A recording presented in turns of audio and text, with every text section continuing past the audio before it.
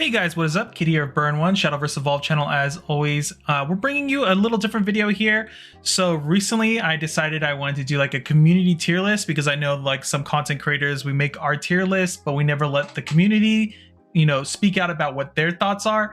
And so I decided to start working on this small project. For every booster set, I'm going to release a Google form where people can vote on where they believe certain decks and their strengths are on the tier list. The way I'm doing it is that you'll be able to vote on each deck between 1 and 10, 10 being the strongest deck and 1 being the weakest deck, essentially, or like basically a non-real deck. And then what we do is we're going to add all of those scores together and then find the average and then multiply the average by 10, which will give me a 2-digit number with like maybe a point something afterwards. And then we're going to rate it, or at least list it, ranked it on this ranking here. So essentially 190 is like tier 1 or like S tier, or like the most broken tier essentially. 89 to 80 is like tier 2, 79 to 70 is tier 3, and so on and so on. So we kind of get an idea of what the community thinks each strength or how strong each deck is actually in this meta. And for this first one, I did not post a thing saying letting people vote what decks should be placed on this tier list or in the voting pool. For this first one, this is just kind of like a, I guess proof of concept type of thing. See if you guys like that. And honestly, the turnout was amazing. We got something like 98 or so people voting to rank these decks on this tier list, which is a good number overall. And then if you guys continue liking this, I'm going to do this every time a new set comes out. What I'll do is probably wait about a week or so before after the set releases. Then I will release the information. Like, you can vote on what decks you want to put on the list itself, and then we'll go ahead and then I'll send out the form once again to vote what you think the strength of the decks are. The places you can find the Google form to be a part of this is either on the Shadowverse Evolved community Discord, the Facebook page, or my Burn1 Discord. All those places, I will be posting up those links whenever they go live and adding everyone, so people have a chance to vote in. And usually I give about 3 days or so for people to submit their votes, and then I'm going to close it. Then put together all the results and then kind of present it like this for everyone to take a look at. And I think with that being said, we'll just kind of go ahead and jump into this tier list. So starting off, we'll just go work our way from the bottom to the top. Unfortunately, the lowest ranked deck basically is Machina Rune. This got only a 44.6 out of 100 here as far as voting goes. And so people think this is the worst deck this format, or a pretty bad deck overall. Honestly too, I'm kind of not surprised in a way, because Kuon is just a better deck, I feel like, right now. And still, even with the cool Machina stuff you can do, it has a better payoff, and Machina Rune does not. Followed next above it with a 48.6 here, which is Dirt Rune, which is probably about where I assume it would be. I know it's I think it's better than Machina Rune, or at least relatively the same, but it is what it is here. Next in the 69 to 60 category here, next coming up is with 63.1 is Machina Haven. I think the biggest issue with Machina Haven at the end of the day is that it doesn't always have a very good way to finish the game out. And I think this kind of, the community kind of agrees generally.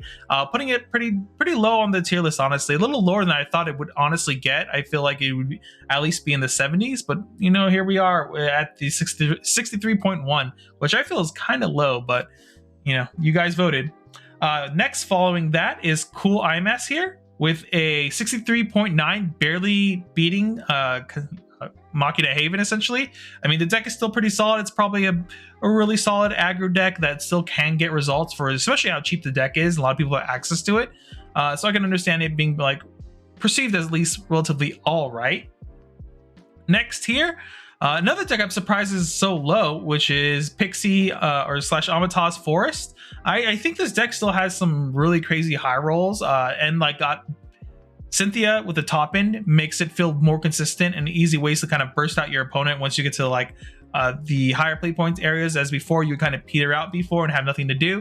Now Cynthia kind of lets you close games out. So I'm kind of surprised this was rated so lowly at 67.7, which I honestly feel like should be in the 70s, but I mean, it's about there.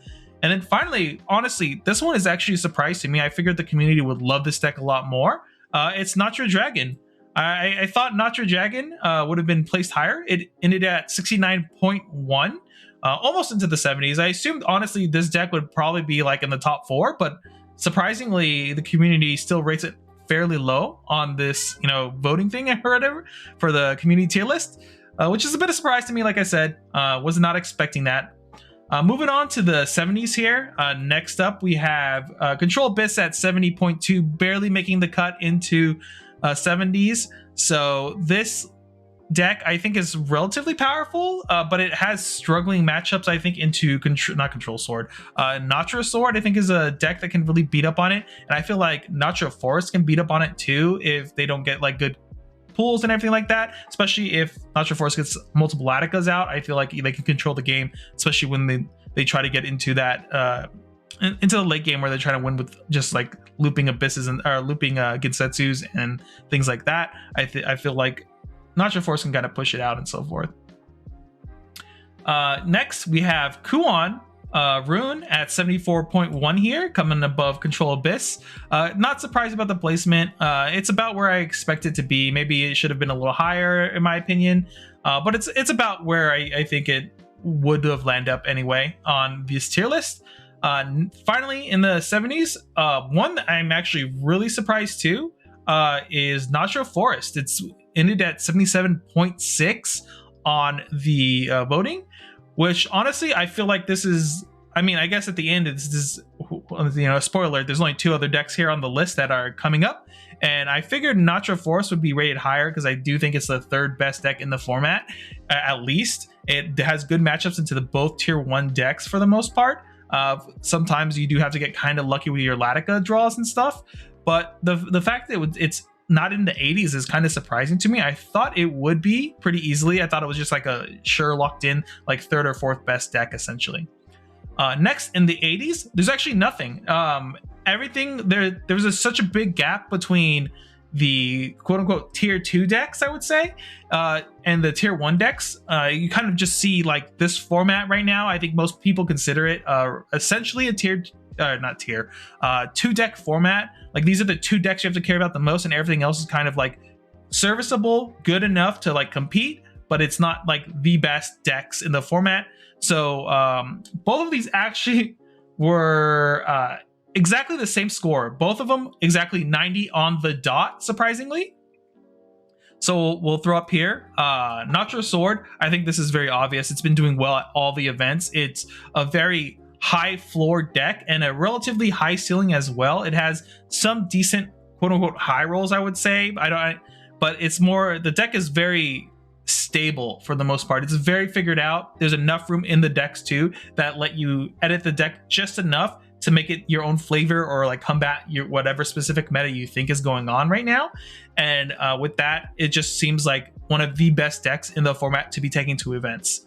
And obviously, no surprise to anyone else, Mono Abyss here as well, coming in at 90 on the score, which is no surprise, I think, to anyone, because Mono Abyss has some of the most obnoxious like turn 5 and turn 6 like damage pushes ever. If you happen to kind of trip over yourself or any deck in this tier list, if they miss a turn like really controlling the board against Mono Abyss, all of a sudden there could be like 17 damage coming to your face the very next turn once you start hitting like 5 play points or more. I think that's the scary part about the deck. I have some match videos coming up that I recorded at locals where I'm like on Mono Abyss and it's just like turn 5 like push 15 to 17 damage because they didn't clear a couple of the droids off, and it's so powerful like when you get those turns off, and then you can kind of dirtle your way until you can find an opening to really close out the game a lot of the time, especially if the decks don't have a lot of healings.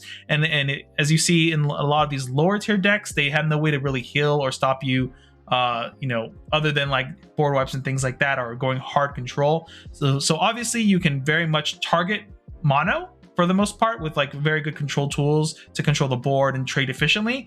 But I think at the end of the day, it's just one of those things where it's like, oops, you missed a turn of like clearing things off the board. A bunch of my 1/1s are now going to swing in for like 3/3/3/7, and you're just like, oh, I ate 16 damage that turn because I didn't clear like 2 droids essentially, or 2 or 3 droids off the board, which is absurd. Like when those turns happen, there are, like I said before, there are games where I just win on turn 5 because the push of damage and like the board state afterwards, if they can't answer the 5 Machina cards on the board, it gets pretty awkward for them to really like hold out any longer. That's why, once again, I think in this format, healing is a really powerful tool to have access to.